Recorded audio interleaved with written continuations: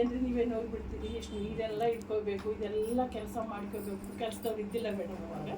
ಇದೆಲ್ಲ ಮಾಡಬೇಕು, ಇದೆಲ್ಲ ಮಾಡಿ ಬರೋಷ್ಟರಲ್ಲಿ ಸಾಕಾಗಿಬಿಡುತ್ತೆ, ನಾನು ಬರಲ್ಲ ಅಂತ ಖಂಡಿತವಾಗಿ ಹೇಳ್ಬಿಟ್ಟಿದ್ದೀನಿ ನಮ್ಮವ್ರಿಗೆ. ಹೇಳಿದ್ಮೇಲೆ ಈ ನೀರು ಹಿಡಿತಾ ಇದ್ದೀನಿ ಮೇಡಮ್. ನಾನು ನೀರು ಹಿಡಿತಾ ಇದ್ದರೆ ಮೇಡಮ್ಗೆ ನಾನು ನೋಡಿಲ್ಲ ಮೇಡಮ್, ಪಾತ್ರಿ ಮೇಡಮ್ ಕಾಣಿಸ್ತಾ ಇದ್ದಾರೆ. ಎಲ್ಲೋ ಸ್ಯಾರಿ ಉಟ್ಕೊಂಡು ಗ್ರೀನ್ ಬಾರ್ಡ್ರು ಹಾಕ್ಕೊಂಡು ಕರ್ಲಿ ಹೇರ್ಸ್ ಇತ್ತು, ದೊಡ್ಡ ಬೊಟ್ಟು ಇಟ್ಕೊಂಡು ಆ ಫಿಗರ್ ಕಾಣಿಸ್ತಾ ಇತ್ತು. ಆ ನೀರು ಹಿಡಿತಾ ಇದ್ದವಳಿಗೆ ಕಾಣಿಸ್ತಾ ಇತ್ತು ಮೇಡಮ್. ಏನು ಇವರು ಈ ವ್ಯಕ್ತಿನಲ್ಲಿ ನೋಡಿಲ್ಲಲ್ಲ ನಾನು. ಓಹೋ, ಇವ್ರು ಏನಾದರೂ ಪತ್ರಿ ಸಾರ ಮಿಸ್ಸಸ್ ಇರ್ಬೋದಾ? ನೀವು ಫಿಸಿಕಲ್ ಆಗಿ ಅವ್ರು ನೋಡೇ ಇಲ್ಲ?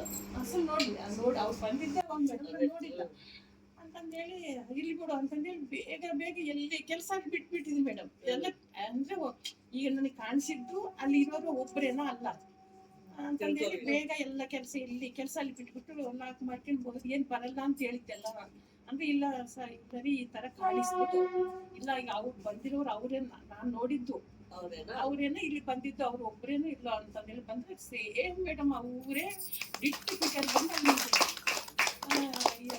ನಮ್ಮ ಜಯಲಕ್ಷ್ಮಕ್ಕ ಅಂತ ಅವ್ರು ಏನು ಪಾಪ ರಾಮನ್ನ ಹೋಗದ ಅಂತ ಹೇಳಿದ್ರೆ ಇಲ್ಲಕ್ಕ ಈ ತರ ಕಾಣಿಸ್ತು ನನಗೆ, ಅದಕ್ಕೆ ಟೆಸ್ಟ್ ಮಾಡ್ಕೊಳಿಕ್ ಬಂದಿದ್ದೀನಿ ಅಂದ್ರೆ ಸರಿ ಆಯ್ತು ಮೇಡಮ್. ಅಲ್ಲಿಗೂ ಒಂದಿನ ಏನಾಯ್ತಂದ್ರೆ ಮೇಡಮ್, ಇದ್ದಕ್ಕಿದ್ದಂಗೆ ಅಂದ್ರೆ ಇವೆಲ್ಲ ನನಗೆ ಧ್ಯಾನದಲ್ಲಿ, ಅದಕ್ಕಂದ್ರೆ ನೀನು ಇನ್ನು ಧ್ಯಾನದಲ್ಲಿ ಧ್ಯಾನ ಅಂದ್ರೆ ಉನ್ನತ ಸ್ಥಿತಿಗೆ ಹೋಗ್ಬೇಕು ಅಂತ ಹೇಳ್ಕೊಡ್ಲಿಕ್ಕೆ ನನಗೆ ಎಕ್ಸ್ಪೀರಿಯನ್ಸ್.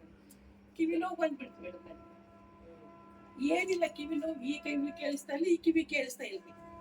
ನಮ್ಮ ಮಕ್ಕಳೆಲ್ಲ ಸ್ಕೂಲಿಗೆ ಹೋಗಿದ್ದಾರೆ. ನಮ್ಮವರು ನನ್ನ ಇದು ಆ ಬಗ್ಲಿಗೆ ಈ ಬಗ್ಲಿಗೆ ಇದ್ದವ್ರಿಗೆ ಮಕ್ಕಳಿಗೆ చెవులో ఏమన్నా ఉందిరా చూడండిరా, చెవులు వినపట్లేదు ಅಂತಂದು ಹೇಳಿದ್ರೆ ಏನೂ ಇಲ್ಲ, ಎಲ್ಲ ಕ್ಲೀನ್ ಇದೆ ಅಂತ. ಟಿವಿ ಫುಲ್ ಸೌಂಡ್ ಇಟ್ಟು ನೋಡಿದ್ರು ಟಿವಿ ಕೇಳಿಸ್ತಾ ಇಲ್ಲ. ಇದೇನಪ್ಪ ಅಂತ ಆ ಕಡೆ ಮನೆ ಈ ಕಡೆ ಮನೆಯವ್ರಿಗೆ ಏಮನ್ನ ಒಂದು చూడండి ಅಂತ ಏನಿಲ್ಲ, ಚೆನ್ನಾಗಿದೆ ಕಿವಿ ಅಂತ.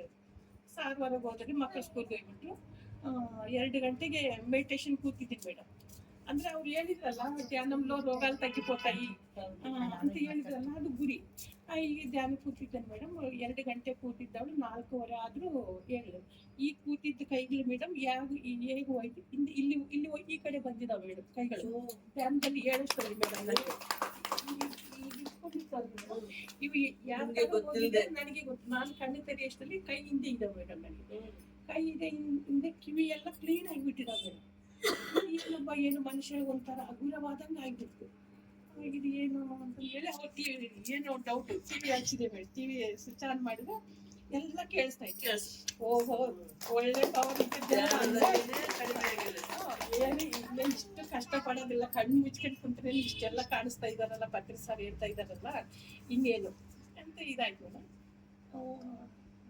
ಒಂದಿನ ಮೇಡಮ್ ನಮ್ಮ ರಿಲೇಷನ್ಸ್ನಲ್ಲೇ ನನಗೆ ಏನೋ ಮಾಡಿಸಿದ್ದಾರೆ ಮೇಡಮ್. ನಮ್ಮ ಈ ಕುಟುಂಬ ಇಷ್ಟು ಸಂತೋಷವಾಗಿರ್ಬಾರ್ದು ಅಂತ ಇತ್ತು ಅವ್ರಿಗೆ. ದ್ವೇಷದಿಂದ ಆ ಥರ ಮಾಡಿಸಿದೆ.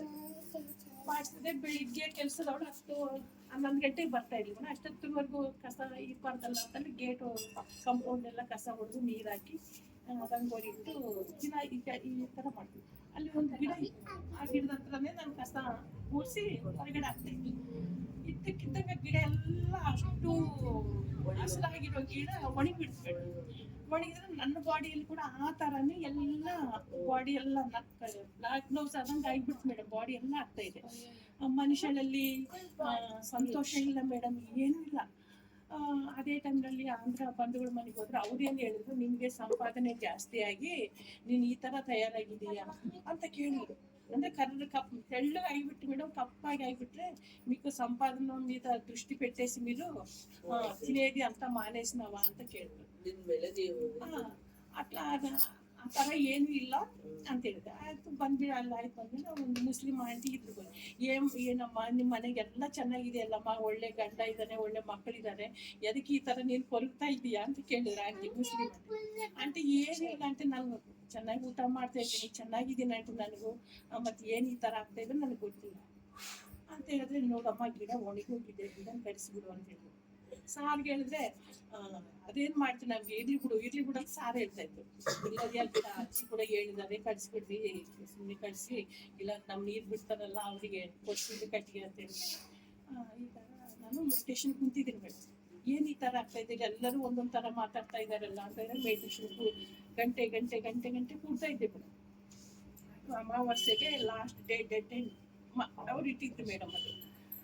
ನಾನು ಮೆಡಿಟೇಷನ್ನಲ್ಲಿ ಕೂತಿದ್ರೆ ಮೇಡಮ್, ನಾನು ನಡುಮನೆಯಲ್ಲಿ ಮೆಡಿಟೇಷನ್ ಕೂತಿದ್ದೇನೆ ಅಂತೆ ಮೇಡಮ್. ನಾನು ಧ್ಯಾನದಲ್ಲಿ ನನ್ನ ಸುತ್ತ ಅಗ್ನಿ, ಅದು ಚಕ್ರ, ಅದು ತಿರುಗ್ತಾ ಇದೆ. ರಕ್ಷಣಾ ಕವಚವಾಗಿ ನನಗೆ ತಿರುಗ್ತಾ ಇದೆ ಮೇಡಮ್.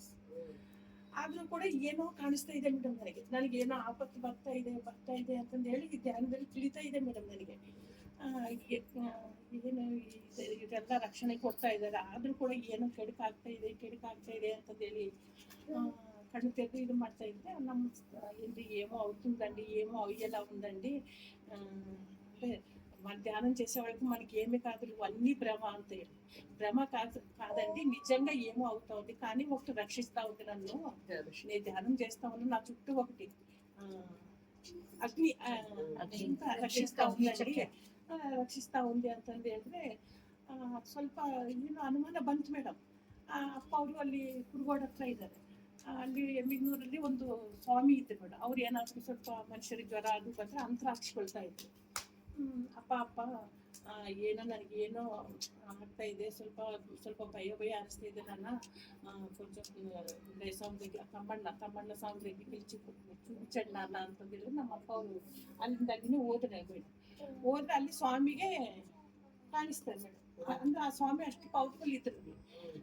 ఈవిడికి రెడ్డి పాపకి ఇంకా రేపు అమావాస్యతో లాస్ట్ పెట్టినారు చూడు టైము, ಪಾಪ ఉండదు, ಸುಜಾತಮ್ಮ ఉండదు ಅಂತಂದೇಳಿ ಆ ಸ್ವಾಮಿ ಹೇಳ್ಬಿಟ್ರು. ಮತ್ತೆ ಏನು ಸ್ವಾಮಿ ಏನು ಮಾಡಬೇಕು ಅಂದರೆ, ಇಲ್ಲ ನಾನು ಬರ್ತೀನಿ ಅಂತಂದ್ರೆ ಸ್ವಾಮಿ ಬಂದ್ರು ಮೇಡಮ್. ಬಂದು ಅದು ಎಲ್ಲ ನಾನು ಎಲ್ಲಿ ಗಿಡ